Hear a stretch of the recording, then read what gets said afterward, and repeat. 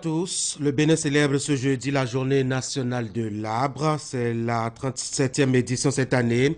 Une quarantaine d'années après cette institution, nous ferons le point des actes posés sur Actu Matin. D'abord lors de nos débats tout à l'heure, puis avec un invité qui s'intéresse à la question depuis sa formation jusqu'à sa vie active. Dr Ezeb Kapo est géographe de formation, chargé de projet à l'ONG Monde Action Durable. Il va nous donner son point de vue sur le sujet dans la dernière partie de cette émission.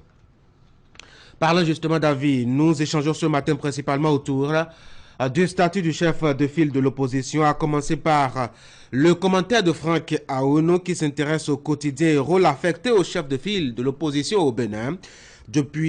Puisque depuis quelques jours maintenant, Éric Rondeté du parti Les Démocrates a pris le relais à Paul Hunkwe de Foscori pour un Bénin émergent d'un opposant à un autre. Qu'est-ce qui va changer? Question à nos débatteurs tout à l'heure. Dans la deuxième partie, deux invités, l'un sportif et l'autre politique. Ali Moumouni va recevoir Monge Bankale pour nous parler de promotion de l'excellence dans le milieu du football. Et au téléphone, nous recevrons le maire de la commune d'Atiémé, inondable chaque année. Nous irons voir dans quelles conditions la commune se prépare actuellement pour préserver les populations et les cultures maintenant que les pluies s'annoncent. Bienvenue à tous. Voici la une des journaux.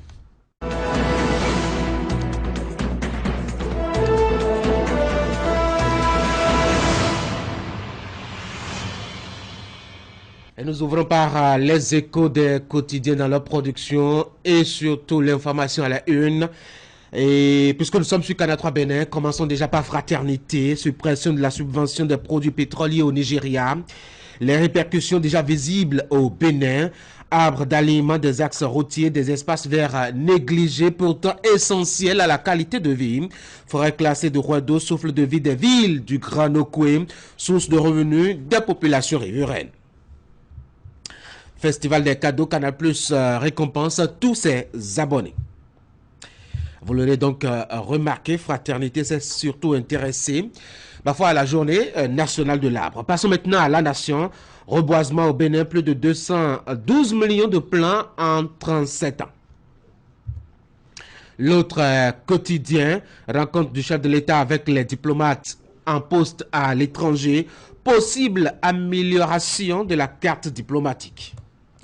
Palmarès, enseignement supérieur au Bénin.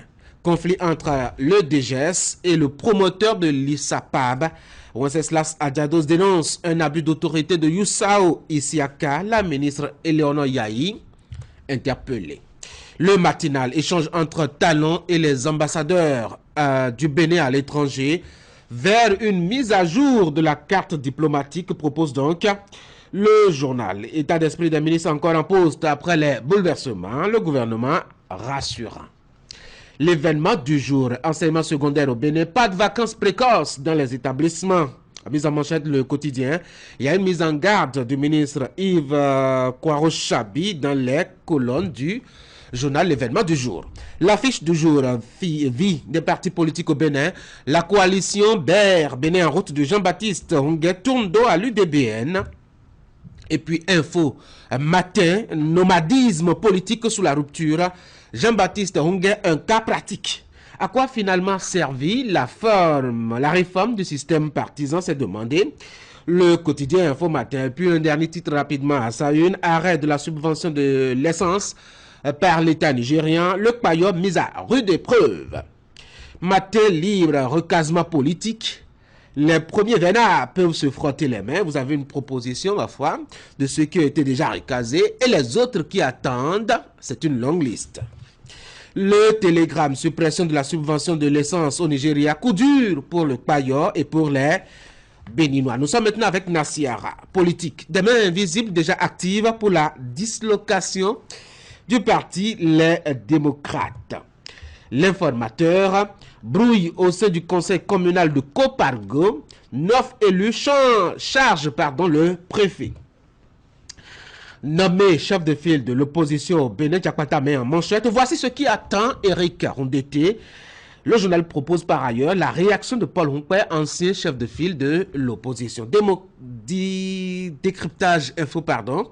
Maintenant, fin de la subvention au carburant au Nigeria, un coup dur pour le marché béninois de Payor. Le contemporain, ministère de la Justice et de la Législation, 167 agents bientôt recrutés au profit de l'administration de la Justice. Le journal vous propose à lire l'intégralité du relevé du Conseil des ministres du 31 mai 2023, c'était hier.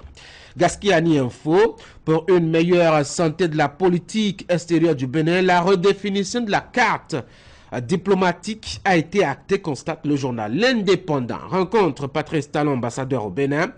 Ce qu'il faut retenir de la conférence diplomatique. Et puis nous retournons à la une de Fraternité qui aura consacré en tout cas l'essentiel de ce titre en manchette à la journée nationale de l'arbre, célébrée aujourd'hui 1er juin. La suppression de la subvention des produits pétroliers au Nigeria, les répercussions déjà visibles au Bénin et maintenant le gros dossier du quotidien qui paraît à ménoter arbres, d'aliments, des axes routiers, des espaces verts négligés pourtant essentiels à la qualité de vie, forêt classée de d'eau, souffle de vie des villes du Grand Nokoué, et puis source de revenus de la population. Et le dernier titre, rapidement, Festival des cadeaux, Canal Plus récompense tous ses abonnés. Et voilà donc ainsi le tour rapide donc des informations à la une de production ce matin. Vous avez l'enquête de Fraternité réalisée sur cette actualité-là liée à la hausse vertigineuse des prix du carburant, que cela soit à la pompe ou au bord des voies. Eh bien, il y a calvaire. Au niveau des pompes, c'est l'embouteillage totalement puisqu'il y a une ruée vers les stations-service. Et puis au bord des voies, c'est la flambée du prix. C'est passé jusqu'à 800 francs CFA sur certains points de vente. Vous avez donc cette enquête de Patrice Québec qui vous propose d'aller voir tout ce qui s'est passé dans la journée d'hier.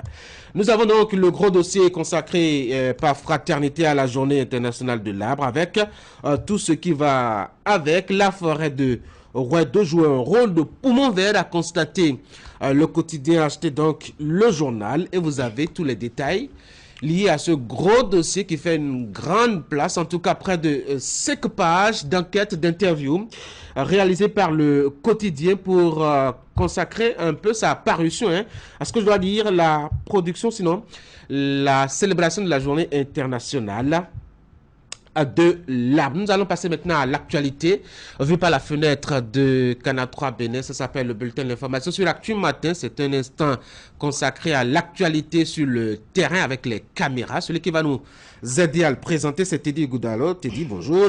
Tanguy Agoy, bien bonjour à vous, bonjour à nos téléspectateurs. Et dans le bulletin que vous allez présenter tout à l'heure, Caucus des femmes, c'est le nouvel organe de l'Assemblée nationale du Bénin dédié à la promotion des droits de la femme béninoise.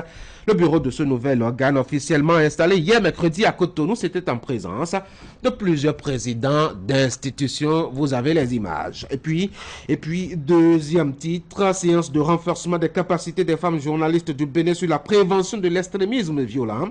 Elle est initiée par la cellule des femmes des professionnels des médias du Bénin dans le cadre de la commémoration de la Journée internationale de la liberté de la presse, édition 2023. On est légèrement en retard. Voici la transition pour le bulletin.